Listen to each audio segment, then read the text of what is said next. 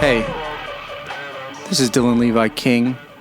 I'm a writer and translator of Chinese fiction. And this is an experiment. I want to see if I can talk for an extended period of time about something, hopefully without referring to any notes on it. Just running my mouth for at least an hour. Let's see how it goes. I'm really not good at this. I'm not good at talking off the cuff. There's a reason I love writing. It's because it gives me the chance to labor over a single sentence for 20 minutes. You know, you can come back again and again to a sentence and sharpen it and weigh it in your head for as long as you want. This, on the other hand, I find very difficult to do. I find myself taking long pauses between making my points. Perhaps that's a habit I've picked up to give myself the chance to get my head, to get my thoughts focused while I'm thinking. But this is an attempt to just run my goddamn mouth for an extended period. So what I'm going to talk about is a book.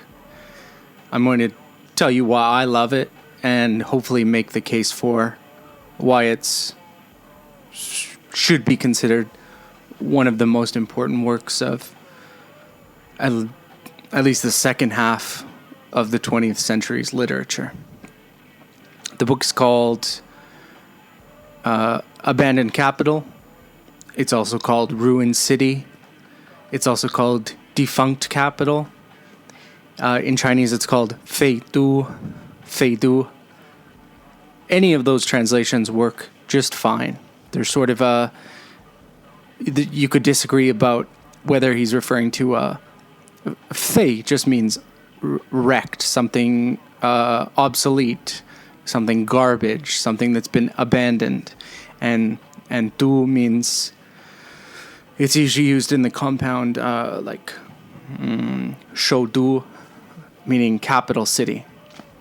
The city where I'm sitting right now is called, its formal name is Tokyo-to, which is Tokyo City. Same character, pronounced differently. So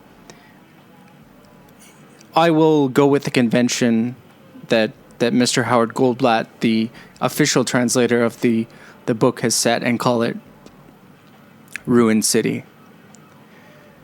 This is a book that came out in 1992 and was banned within months of its publication. It didn't receive an English translation for 20-something years after. It stayed banned in Chinese for 17 years and didn't receive an English translation for basically another 10 years after it was unbanned. Jia Pingwa himself has a stature in Chinese literature comparable to, in the Chinese context, is comparable to Mo Yan or Yan Lianke, but he probably stands above them, in my opinion. I think in the opinion of Chinese critics and readers as well. The problem with him is that he has a much lower profile overseas.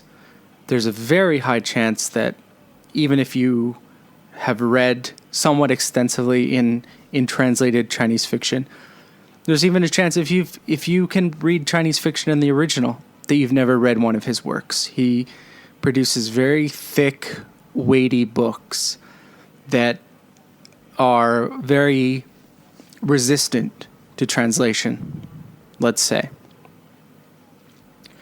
So perhaps I should start by telling you more about who he is and how he came to be such an infamous literary lion. His life sort of tracks the history of contemporary China. because of when he was born. He was born right at the start of the 1950s, not too many years after liberation in 1949. This, I'm not going to give the fucking history of modern China, but the Chinese Civil War from 1945 to 1949 comes to an end. The communists are victorious, and they begin changing the way that the country is organized. So he's born in basically in dead center of the country.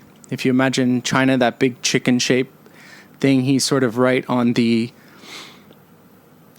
dead center on it.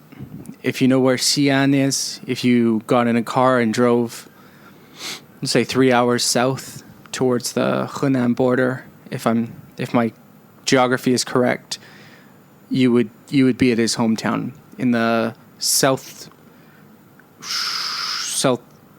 let's just say southern part of Shanxi province. It's the landscape there is rocky. It's mountainous.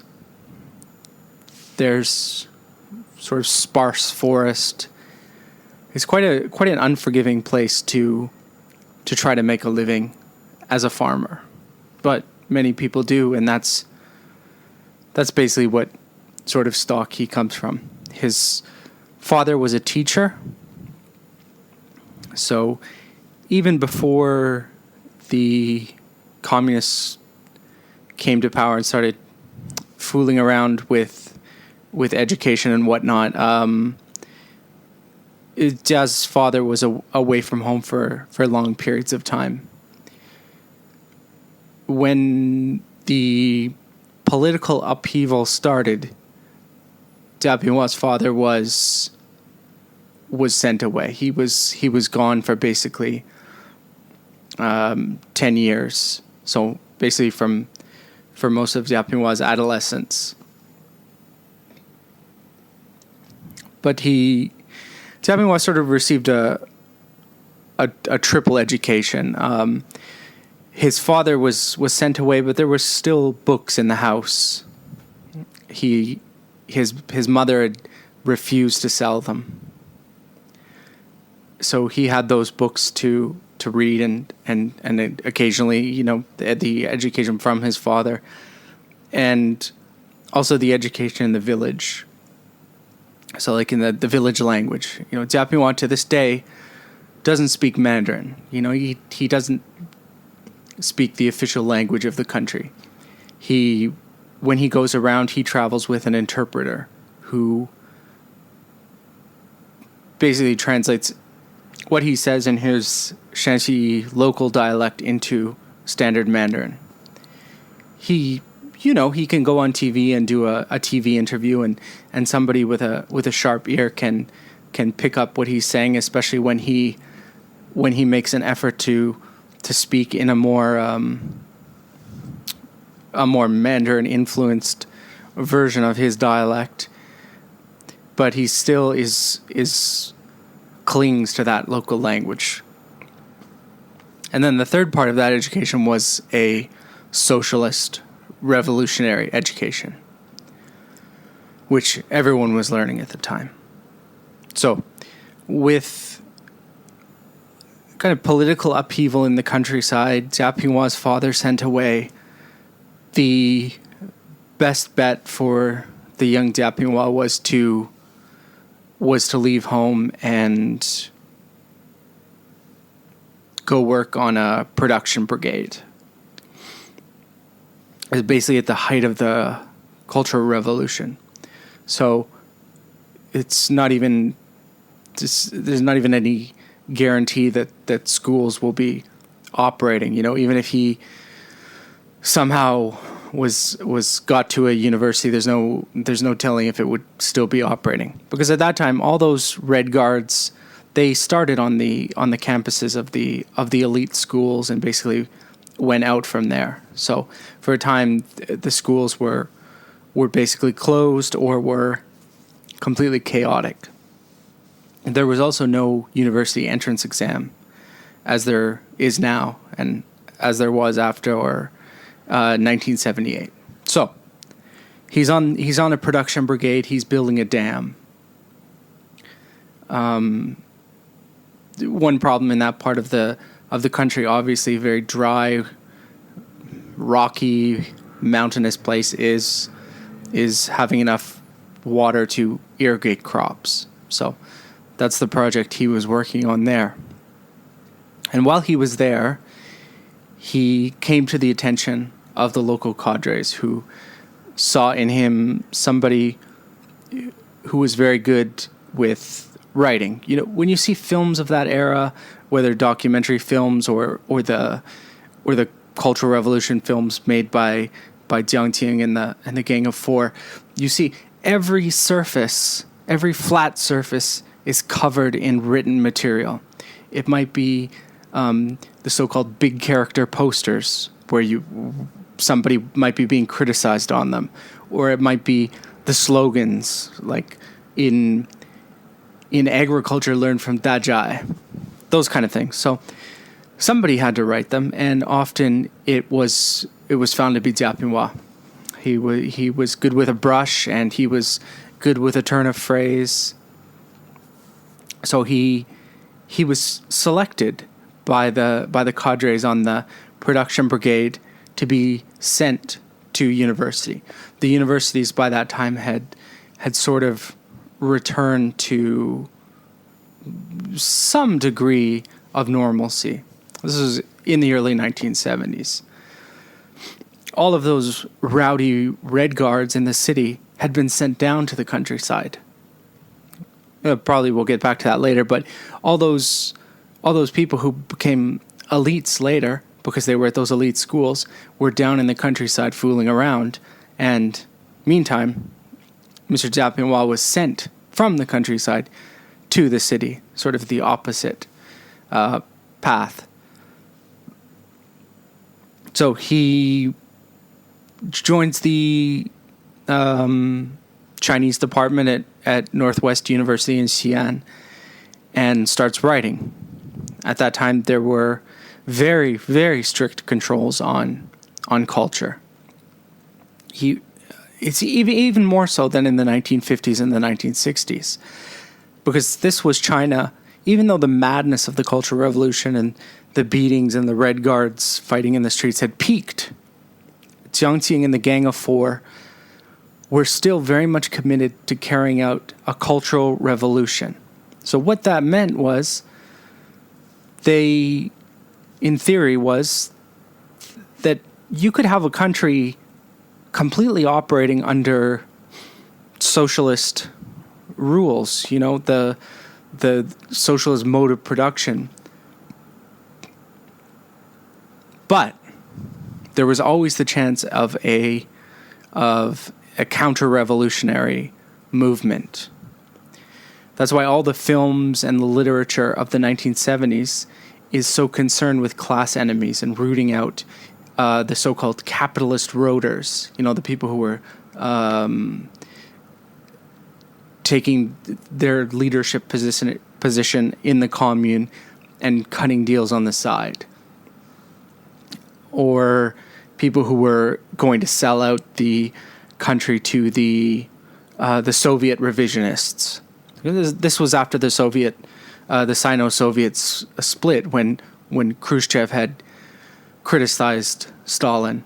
So there was the Soviet Union under Khrushchev and Brezhnev were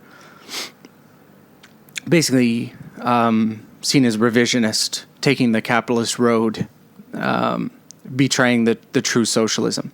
And for the Gang of Four and Jiang Qing, they saw that the issue was that the Soviet Union had never had a cultural revolution. They had too many goddamn class enemies who, with their twisted, revisionist, bourgeois thinking. So culture had to be changed. So that's why there were such strict controls. Now, Jia Pingwa was only he was only employed as a writer and as an editor for, I guess, 2 or 3 years before there's a massive change again. Another revolution of sorts. In 1978, Chairman Mao dies, and elements within the party see the opportunity to bump out Jiang Qing and the Gang of Four, and not just bump them out, but to arrest them and put them on trial. And it's at that point that Deng Xiaoping and the gang start the process of reform and opening. So at that point, there's still controls on culture, but instead of rooting out class enemies and people taking the capitalist road, a lot of the writing of this time is about either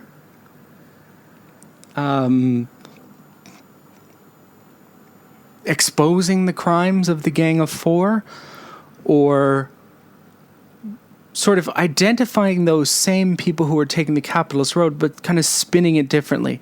And instead of the guy who was in charge of the commune and was selling surplus lumber on the black market being a criminal and capitalist roader, he was in fact a savvy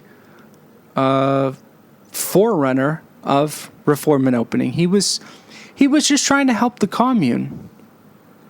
So right around the time when Jia Pingwa moves from being mostly an editor with Shanxi People's Publishing House, he becomes a writer, when he can give up his writing duties.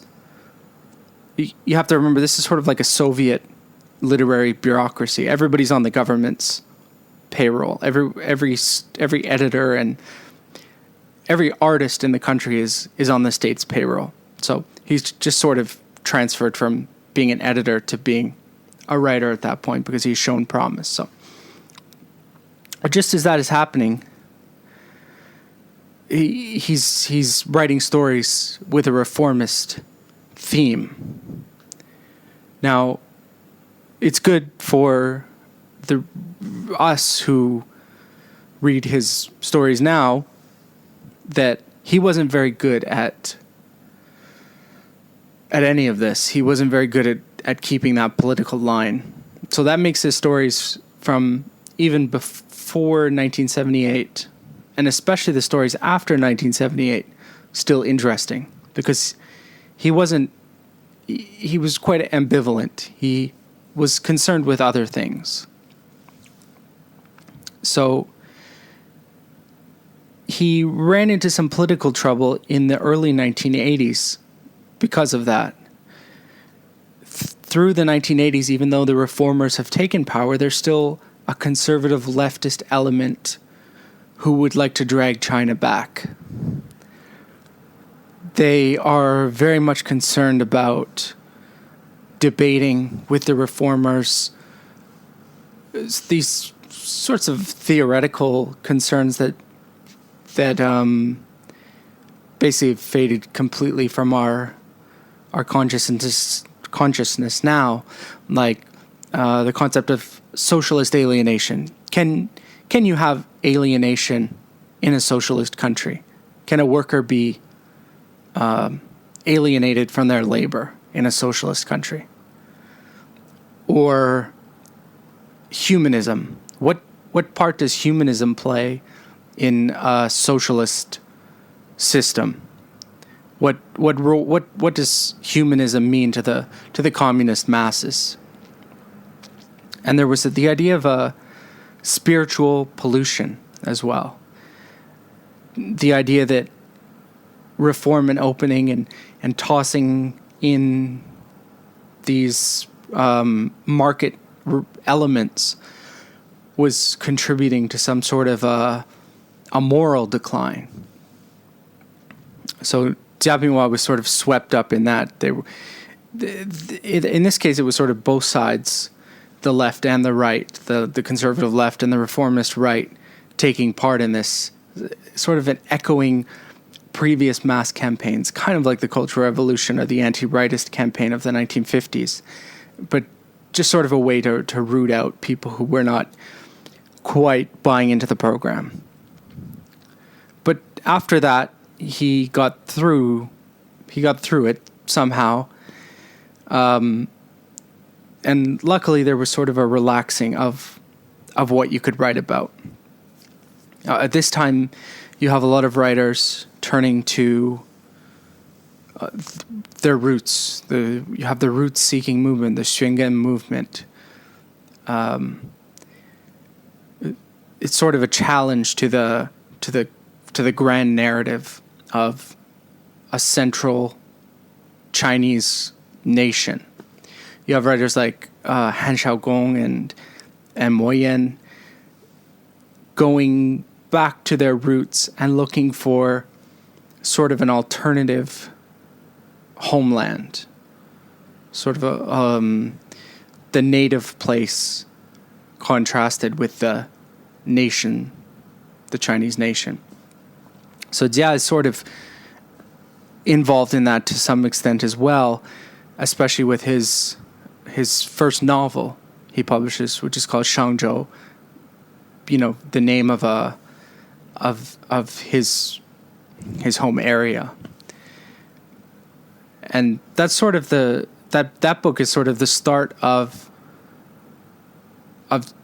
Jia's serious writing career, and it sets a framework for almost. It gives the concerns that he would keep writing about until present. It's about how the city interacts with the countryside. This is the story of a guy who gets involved in some trouble in the city and goes back to his hometown to sort of avoid the Public Security Bureau. And he followed that up with a novel called Turbulence, which was translated into English a very long time ago by Howard Goldblatt for the University of Louisiana Press, and then reissued by Grove later, and a book called Pregnancy. And during this period, after those novels come out, he's sort of launched into literary semi-stardom. He has a couple of his novellas made into films, and both Turbulence and Pregnancy are quite popular novels of the time. He goes silent for a time from 1989 to around 1992 with the death of his father, which is sort of a pivotal moment in his life. He goes through an extended grieving process and basically puts all writing on hold. But when he comes back with this novel, Ruin City, which lands like an atomic bomb on the world of Chinese literature. Now, most of those writers who I mentioned, even the Xuangen writers, the root-seeking writers, the way to understand Chinese literature of the 1980s and the 1990s, it really doesn't help you to read backwards beyond, let's say, 1949. If you want to understand Chinese literature of the 1980s, 1990s, to some extent even the 2000s, you should read the big socialist realist novels, like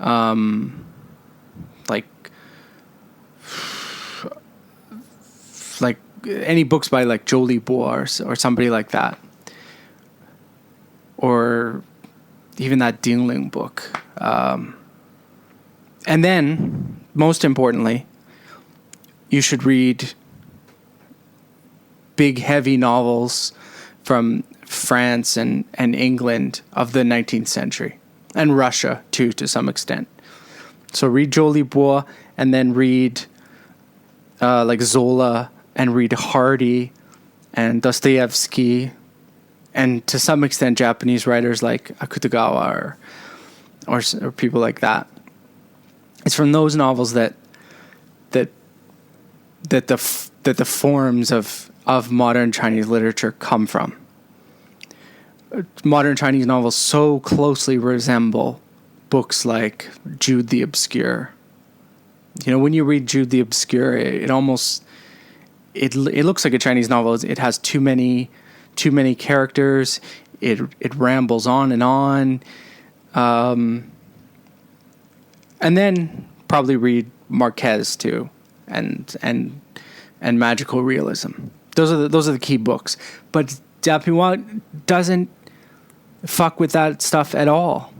He is reading backwards from 1949. He's going back to the Ming and Qing classics. You know, there's the central four classics, which are Journey to the West, Dream of Red Mansions, The Water Margin, and Romance of the Three Kingdoms, and to some extent also the fifth kind of shadow book, which is the Ming Dynasty, Jinping Mei, or Plum in the Golden Vase, it's sometimes called. He's taking those forms, the sort of episodic style of narration, and also the themes of those books, like the stock characters of those books, like the countryside brigand and the beautiful woman and the talented scholar. He's just mining Chinese tradition, but he's writing just a thoroughly modern novel. It's, to some extent, those writers who I mentioned before, taking those 19th century weighty European novels and mixing them with socialist realism and magical realism, they're writing very much in a style that they were in 1976 or 1956, but they're just sort of updating it ideologically. You know, people criticize Moyen as not being a great writer, and being, you can look at the German sinologist Wolfgang Kubin is quite famous for, I guess, criticizing Moyen after he won the Nobel for saying his language was infected with communism. I mean, that's kind of bullshit. I mean, Wolfgang Kubin is kind of an asshole, but there's not really much. Those are not really. They really are just writing the same books that they always did, but telling a different ideological or philosophical message.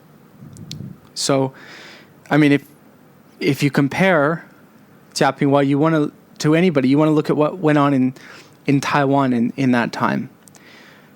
With, like, you know, Jia Pingwa is better to compare Jia Pingwa to Zhang Ailing than to compare him to Moyen. Even if they're writing, Moyen and Jia Pingwa are sort of writing about the same geographical area and the same time period, stylistically, somebody like Zhang Ailing, who's so much more in conversation with Chinese literature before 1949, is a better comparison. And, you know, when I went to, the last time I went to Jia Pingwa's office, he had Zhang Ailing open on his desk. So I just want to say that that's not a completely bullshit claim. So, but what makes the novel so thoroughly modern is that it's unlike a lot of Chinese writing, even of the 1980s and the 1990s, it's the story of an individual's view of his society, an individual viewpoint. rather than being like a sort of semi-objective, sort of realist look at society with stock characters. It's a psychological portrait of the protagonist. Probably here it would be good to say what the hell happens in the book. Basically, it's a stand-in. The main character is a stand-in for Jia himself, even though probably he wouldn't like to admit it. But the main character, Zhuang Zhijie, is a writer from the countryside who makes it big in the city and fucks a lot when he's not impotent.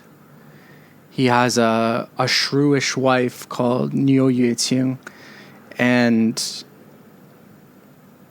then we introduce the antagonist of the novel, whose name is Zhou Min. He's also from the same hometown as Zhuang Zhijie, and he comes into the city with a woman on the back of his motorcycle. Her name is Tang War. She's escaping an abusive husband, leaving a child behind in the countryside. And when Zhou Min gets to the city, he, through a series of I guess coincidences, makes the acquaintance of Zhuang Zhijie, and he's inspired by the great man, the literary lion of Xijing. Xijing is Xi'an, but in the novel it's called Xijing for various reasons. He's inspired by the literary lion of Xijing, and he wants to also be like Zhuang Zhijie. He wants to be the rural man who makes it big in the city. Unfortunately, he's not much of a writer, but he knows that he can exploit his relationship with Zhuang Zhijie, who has fallen in love with Tang War, who's the woman Zhou Min brought with him.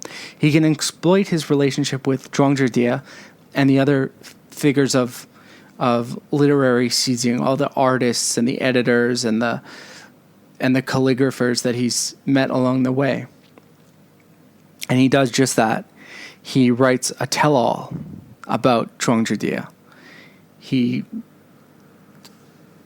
tells, he exposes, early adulterous relationships that Zhuang Zhijie had and whatnot.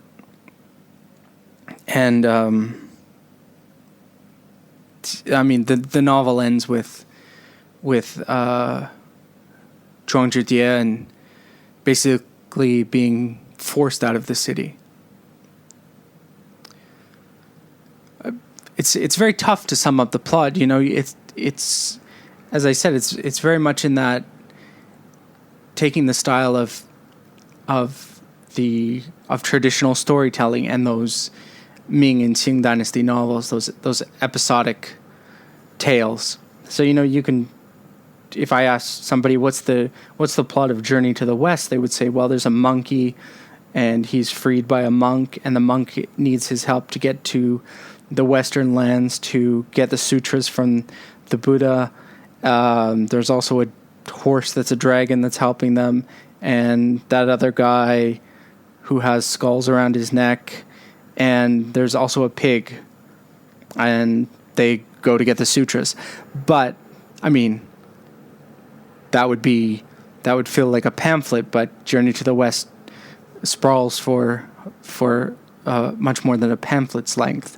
And the same thing with Ruined City. It would be impossible to sum up the plot of the book so simply. And the book was banned. That's a key part of this story. Basically, a couple months after publication, it was a massive success. There's stories of lineups to get fresh printings of the book. But not long after that, the criticism starts. And it's focused on sex in the book. There is a lot of sex in the book. Talking about the classics again, Ruined City is very much influenced by classic sort of erotic manuals, which were sort of instructive books, but told in the form of a narrative. There's one in particular called, translated into English as The Carnal Prayer Mat. There's another English title that I'm blanking on, like The Before Midnight Scholar, something like that. But in Chinese, Rou Pu Tuan, which is the story of a... I wish I had notes to tell you this. It's a story of a scholar who meets a monk and goes to meditate. And when he meditates, he sort of envisions a carnal prayer mat. And he starts fucking a lot, basically. And he meets a guy who knows a guy who can do some kind of dick surgery on him. He can collect a bunch of dog dicks and sort of graft them onto the guy's dick to give him a super cock, you can sort of, well, I sort of picture it in my head as like a. Anyways, I won't explain how I picture it, but he fucks a lot with his super dog dick strengthened cock, and eventually that gets him into some trouble. His wife, he fucks the wrong person's wife, and then that person goes and fucks his wife and sells her into a brothel, and then the guy, I think he's called Wei Yangsheng or something like that, runs into his wife at the brothel, and she commits suicide out of shame, and he decides his life is fucked up, so he better go back to the original monk or a different monk and take on sort of an ascetic life, which involves castrating himself, slicing off that grotesque dog penis fortified super cock of his. And that sort of, in a way, kind of is the narrative of Ruined City. Despite all the stuff about Zhou Min and Zhuang Zhidie, it's sort of a retelling of that kind of classic erotic manual. It's Wang Yiyan, who's written about the book, calls it a negative Bildungsroman, sort of following the rough plot of that of a man who exhausts his sexual power and it has to go back to seeking enlightenment, realizes that the only way is to seek enlightenment. So the book is full of sex, constant sex. Zhuang Zhidie is fucking nonstop. There's not only Tang War, the woman that Zhou Min brought with him, but there's his housemaid Liu Yue and a woman called A Can, probably a couple others that I am blanking on their names. But Jia Pingwa did something very clever with his depiction of sex, which is he used this conceit of self-censorship.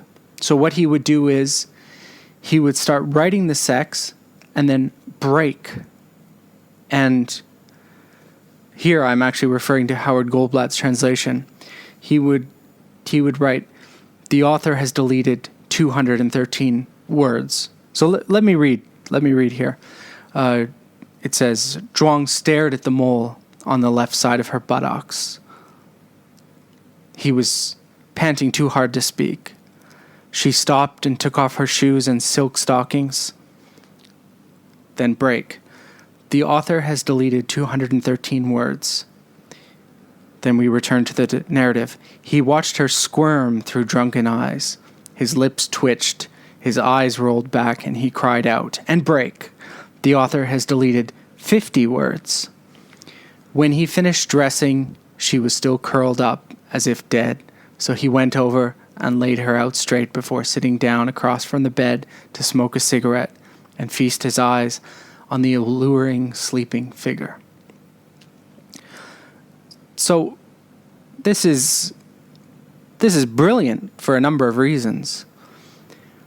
First of all is that Jia Pingwa realizes that actual fucking is incredibly boring. You know, I don't know about you. I don't know what the current, statistic is on how many times a day somebody thinks about sex is. But for me, I'm thinking about sex all the time, except when I'm actually fucking. When I'm actually fucking, I'm focused on the performance. I'm just trying to, I'm looking at the clock. I'm watching the shot clock. I've got so many concerns in my head. It's like when you're actually fucking, it's like driving a car way too fast down a highway. You're monitoring everything. You're scanning the road ahead for little bumps that could send you flying. The key beautiful things to write about with sex are the before, where your mind is just running, you're just fantasizing, and every little aspect of the moment becomes like this aestheticized, eroticized thing. And then the afterwards, that the afterglow, like the shame of it, or however you feel after you fuck. That's what Jia Pingwa gets there. There's this beautiful moment in the book where let me just read it. It's from Howard Goldblatt's translation again. So he put a blanket under her head so she could see herself in the mirror, and covered her mouth with his when she began to moan. They were both breathing hard. The author has deleted 500 words. When she heard him say she had a mole down there, she looked for it in the mirror, while imagining how much he loved her. The worker in Tongguan had never noticed the mole, nor had Zhou Min, nor even had she. Oh, how beautiful is that? That little detail of the mole on her outer labia, and her looking at it in the mirror after they fuck. I mean, what's better than that? He also gets something right in that in those supposedly deleted 500 words, the reader is putting their own version in. And pornography might be revolting and disgusting, but it's when you're watching it and you're revolted, it's almost being revolted. It's almost sort of directing the revulsion outwards, like how could the producers of Ghetto Gaggers 7 have done such horrible acts? Whereas, your own private fantasies can be shameful or equally revolting for very different reasons, even more potent reasons. All those thoughts you have running through your head are suddenly laid out, spread across where the author has supposedly deleted the 500 words. In fact, he didn't delete any words. He just didn't bother writing it. He knew there was no need. So the book was banned ostensibly for the sexual content.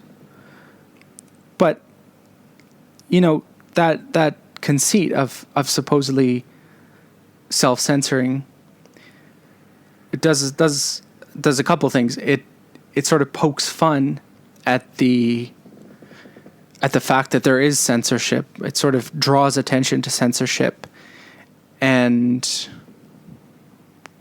sort of mocks the censor themselves.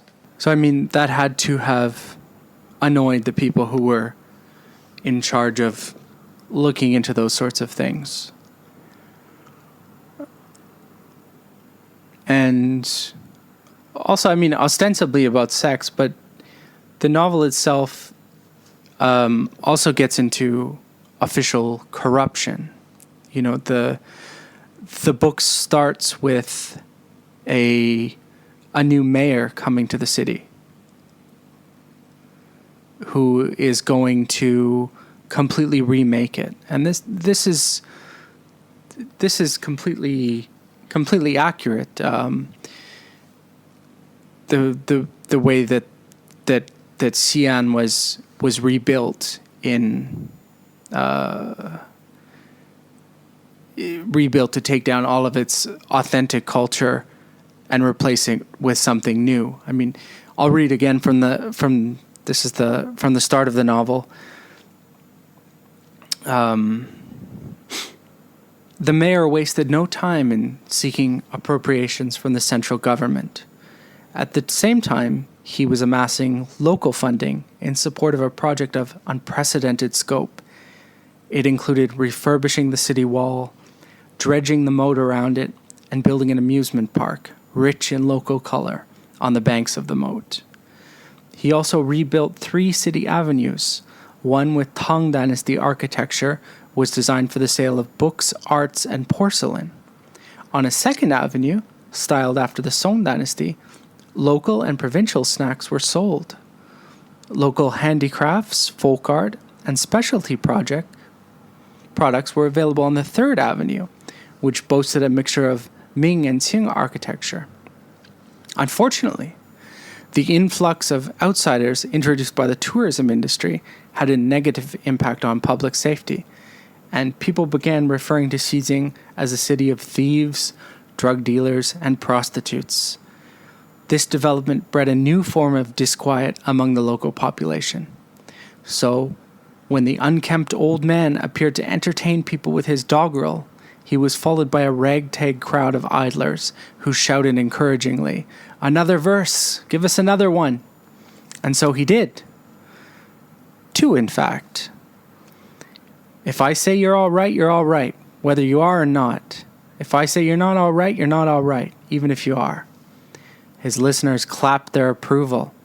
Although the old man had not said who the target of his doggerel might be, they had no trouble figuring that out on their own.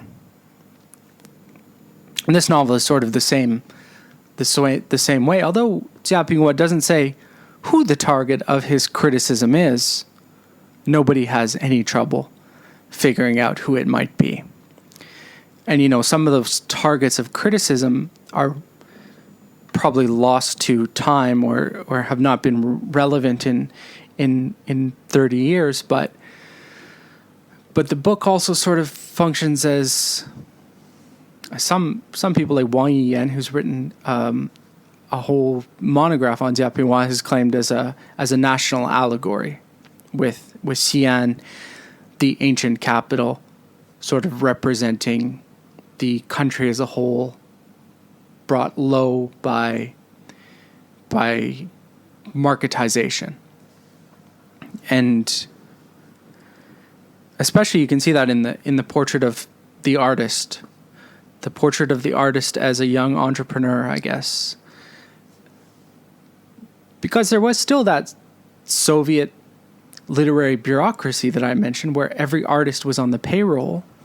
To be an artist, you had to be on the payroll. You couldn't just, in 1975, you couldn't just go to a publisher with a manuscript and give it to them and ask them to publish it. No, they would only publish something written by their writers.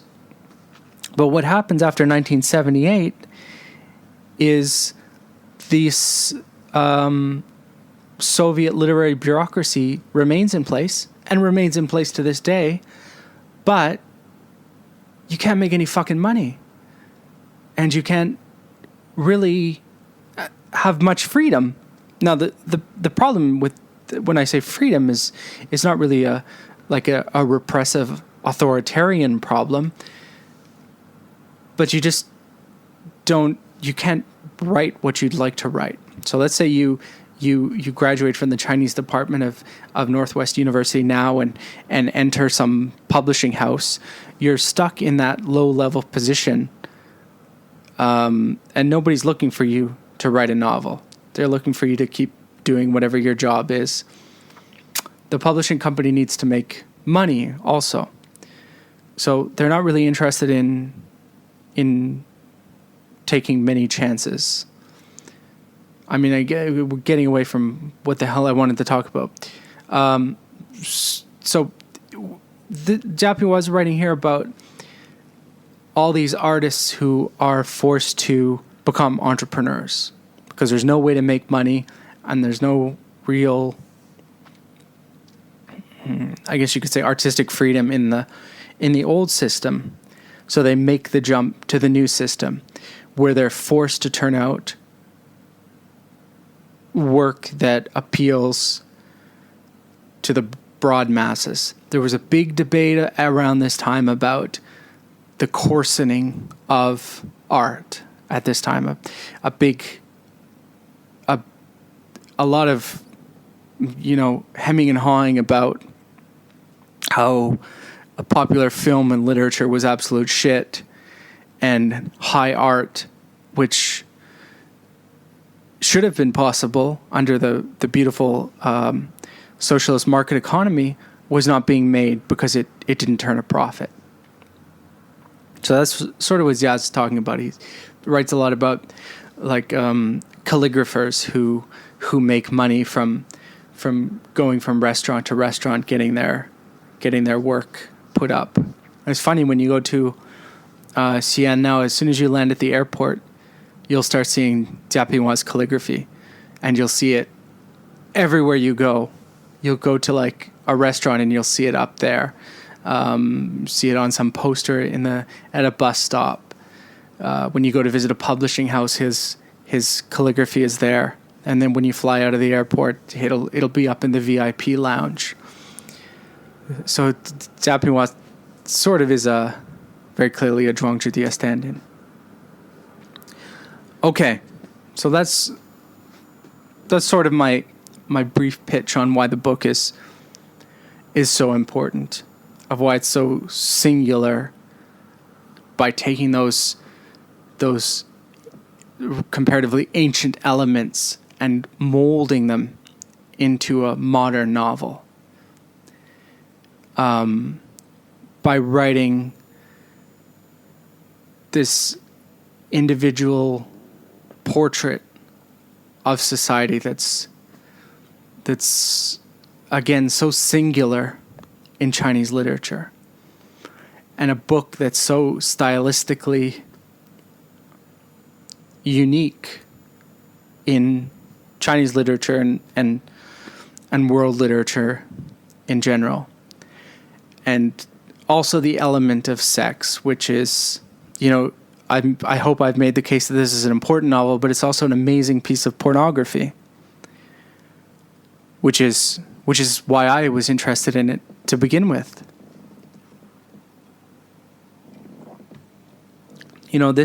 My love for the book, and therefore my love for Chinese literature, which started from this book, came from a girl. I went to China when I was 19 or 20 to go to school, and I met a sweet young girl.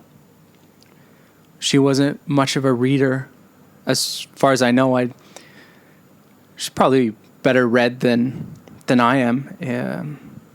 But she wasn't like self-consciously literary, but she had a first edition of Feidu, of Ruined City.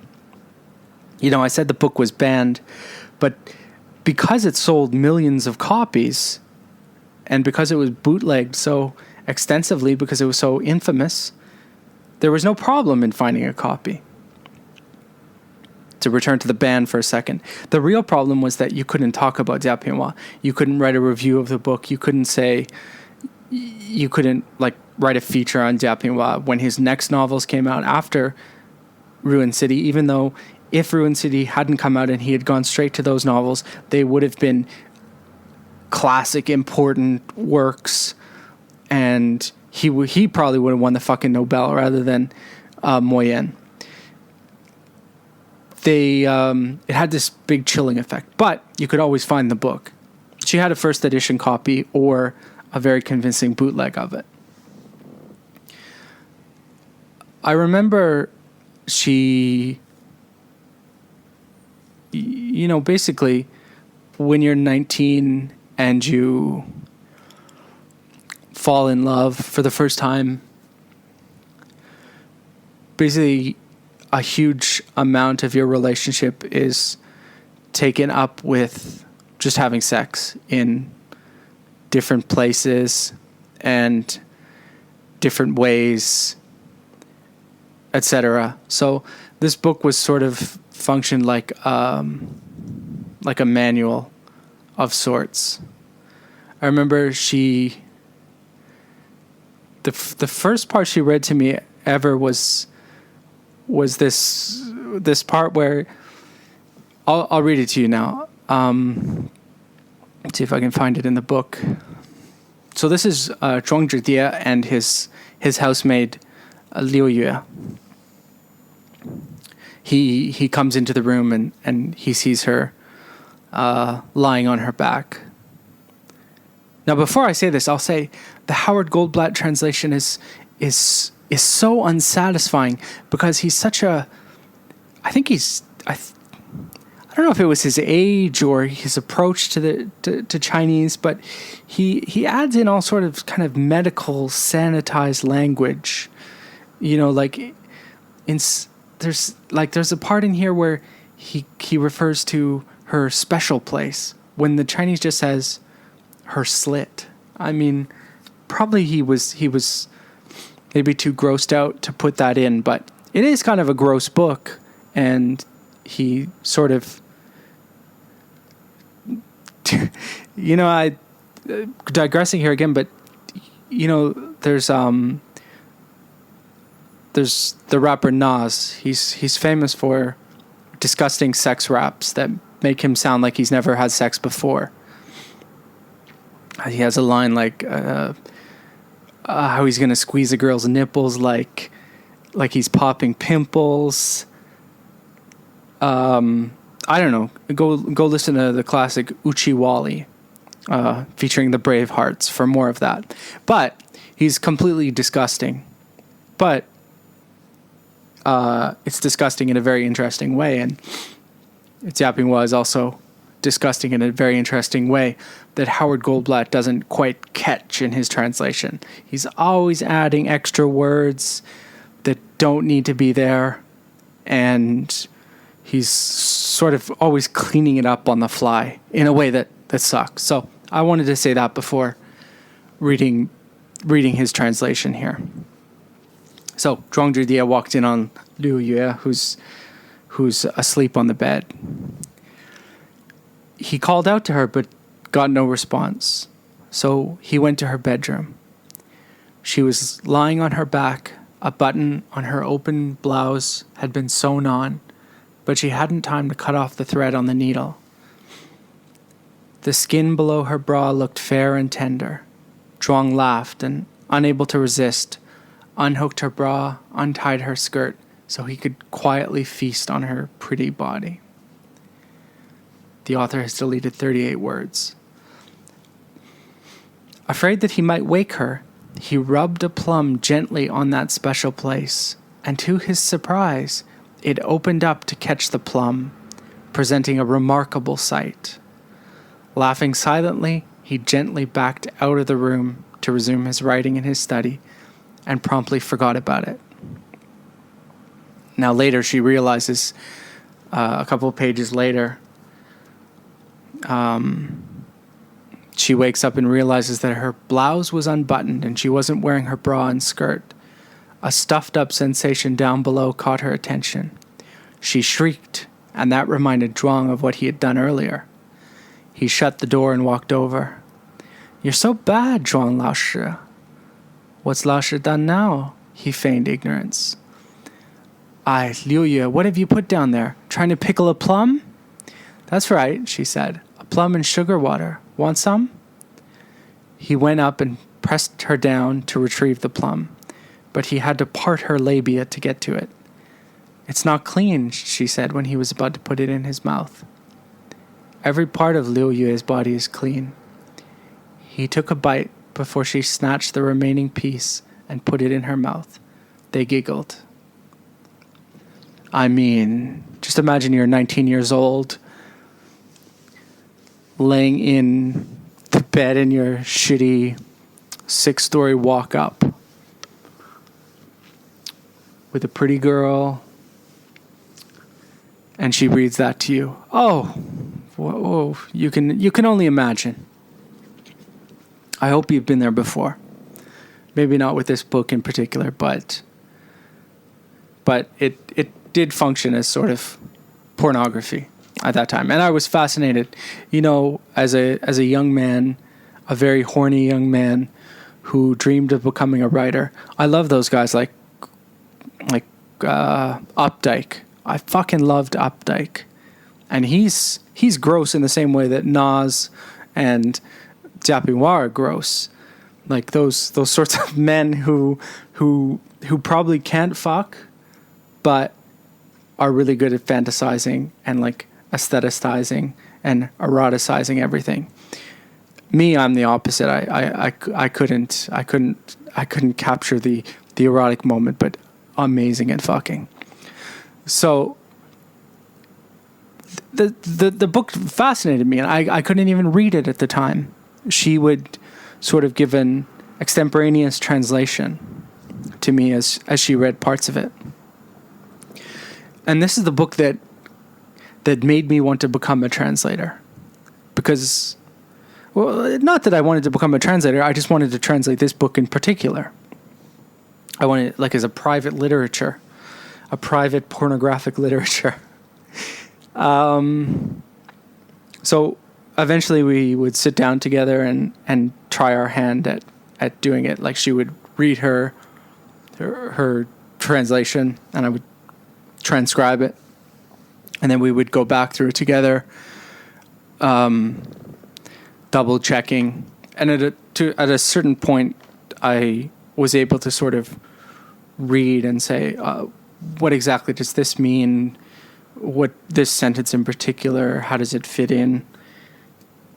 And that was really my introduction to literary translation. And I always thought it amounted to nothing. First of all, I broke up with her. My heart was broken by my first love, who had introduced me to so many things, who was the reason I learned Chinese at all in the first place, who, when I speak Chinese, I still probably echo her local accent, and who still informs my vocabulary in Chinese.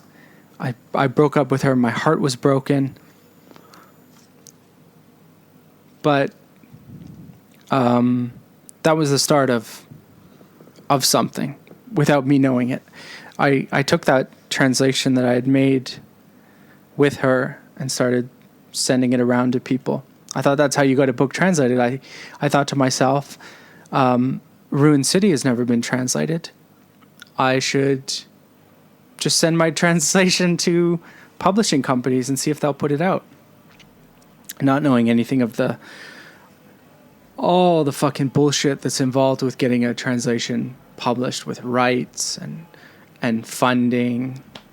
There was a reason that Ruined City had never been translated, which I can digress to now, which is basically with the ban for 17 years and that sort of chilling period that followed, Jia Pingwa couldn't really make a deal on the rights. They were, I suppose, in his control, but he was not interested in, and he was also not in a position to talk to any publishers. So there was a French translation of it that came out shortly after the book was published originally. I think the deal was probably cut before the book was banned, but there was no English translation of it. There were rumors over the years that the issue was that Jia Pingwa had promised to give the translation rights to a friend of his, or it's debatable whether it was a friend or not. This is all gossip that's not very interesting if you're not in the very small world of Chinese publishing, and if you are, you probably already know it. And that professor at Northwestern University sent around a manuscript of his translation, and it was found to be lacking. And that translation eventually ended up on the desk of Howard Goldblatt, who read it for the University of Hawaii Press or some other academic press, and came to the conclusion that it sucked also. So it seemed after that, which was like in the early 2000s, and then I started up again after the ban was lifted in 2009, I want to say. There was some talk of it, but it wasn't until like 2-3 years ago that Howard Goldblatt finally got the go-ahead. Partly, I think it was because Jia Pingwa started to have the right people around him who were interested in marketing the book. They had seen Mo Yan won the Nobel Prize, and there was sort of a rivalry there, I think, and just some more business-minded people sort of saw the potential of selling Jia Pingwa overseas. But anyways, my silly plan to send out the translation to random publishers did eventually amount to something. So sometime in the next, who the fuck knows when, it seems like I've been working on this book forever. The one thing you don't know if you don't work in publishing is that every little thing takes fucking forever. So I've been working on a translation with Nikki Harmon of Shanxi opera or Qinqiang since I think 3 years ago we started it. We finished it late last year, and it's just in the editing process right now. Just a big fat book from a couple years back. Basically his second most important book. A sort of a more traditional rural narrative, but that should come out soon. And that comes directly from me laying in a bed in a shitty 6-story walk-up with a pretty girl reading to me about a plum being inserted into a vagina. That's where it all comes from. All right. I've talked enough. Thank you for listening. Bye.